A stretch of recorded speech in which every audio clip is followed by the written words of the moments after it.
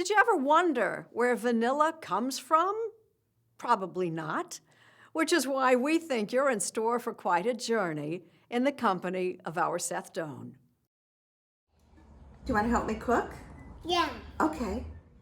All of this quarantine cooking and baking has been a boon for at least one business you probably had not considered: vanilla. Where's the vanilla? Open it up. Why Let's do see all the vanilla inside. Put it in. It's a key ingredient in those cakes and cookies, not to mention ice cream and even Coca-Cola.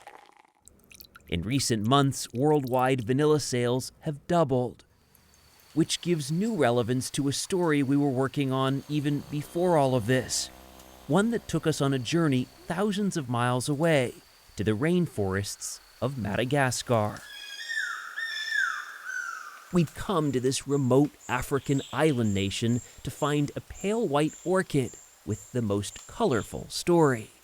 When you see these blossoms, these pods, what do you think? Makes my heart swim. I love vanilla. Josephine Lockhead is not only an admirer of the plant and our guide, but she runs Cook Flavoring Company, her family business in California, which has been making vanilla extract for more than 100 years. This spring, they saw an astounding 500% increase in sales. They import literally tons of the raw material. It's incredibly labor-intensive.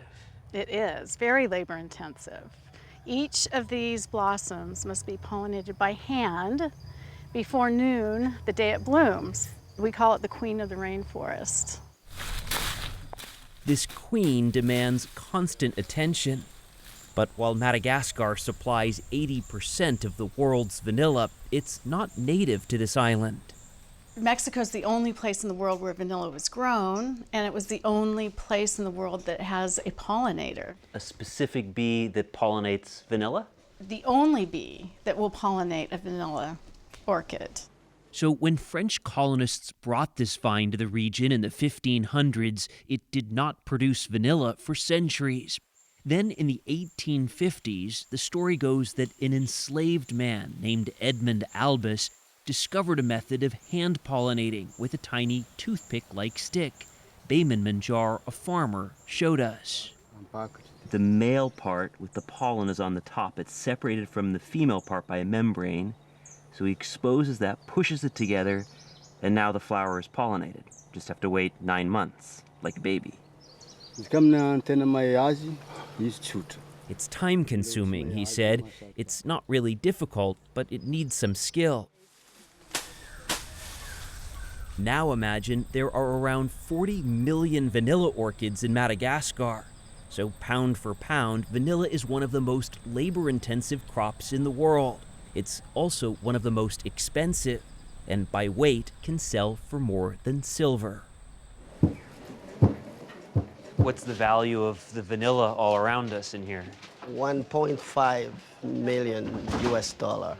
In vanilla? In vanilla, yeah. Just in here? Just in here. Wow.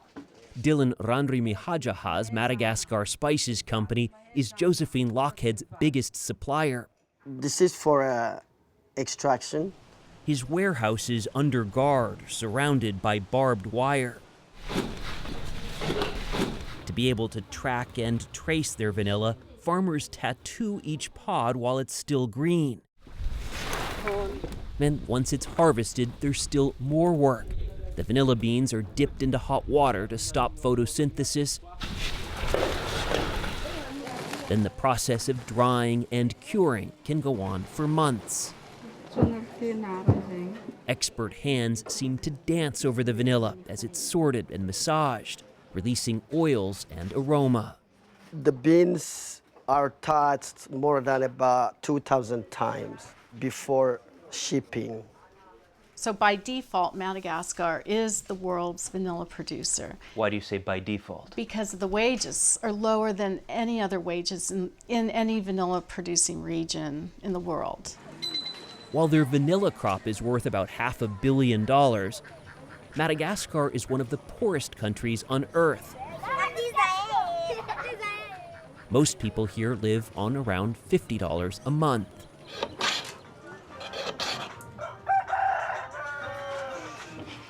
How much do these workers make? They get about $100 a month.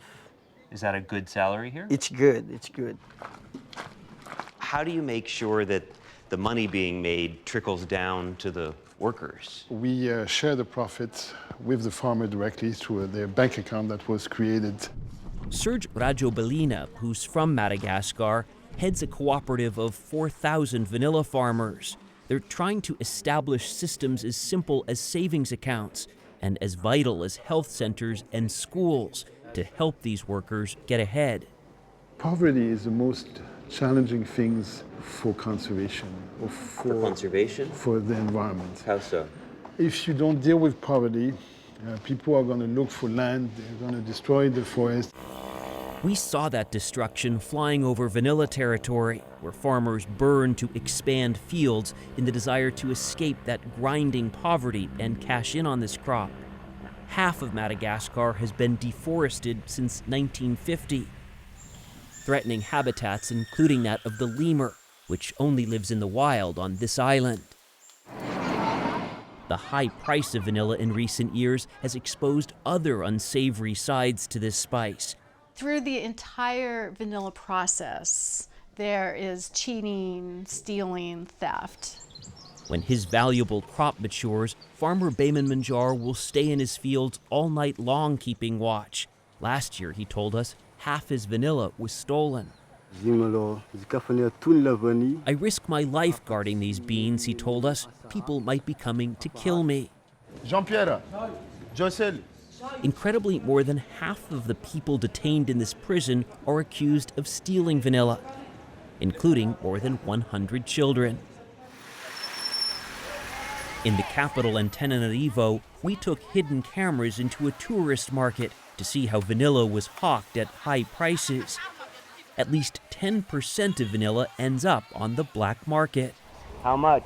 This one, 120,000 reais. I'll think about it. Thank you. So you might imagine that's why Josephine Lockhead travels thousands of miles each year to gauge the crop, meet producers, and examine the product. This is beautiful vanilla. Take one of the gourmet beans. Has a more subtle aroma. Much more subtle. And This is then really strong. It's very powerful. Powerful. Some of her suppliers are able to buy items unimaginable with another crop. This is his car? Yes, it's his car, motorcycles. Wow. That's some money to have this here. Yes. Nice car. Now consider this. At least 95% of products sold as vanilla do not require a farmer at all, nor do they contain real vanilla. The synthetic stuff can be produced in a lab for a 20th of the cost, but Josephine Lockhead would argue also with a fraction of the flavor. If synthetic vanilla were as good as pure vanilla, that would be the way to go. We wouldn't have to go through all of this laborious, tedious, risky process. Vanilla is a work of art, and you just can't treat it like, a bag of sugar. There's so much that goes into it. And we'd like to think this much is certain. Now at our journey's end, we bet you'll never think of it again as plain vanilla.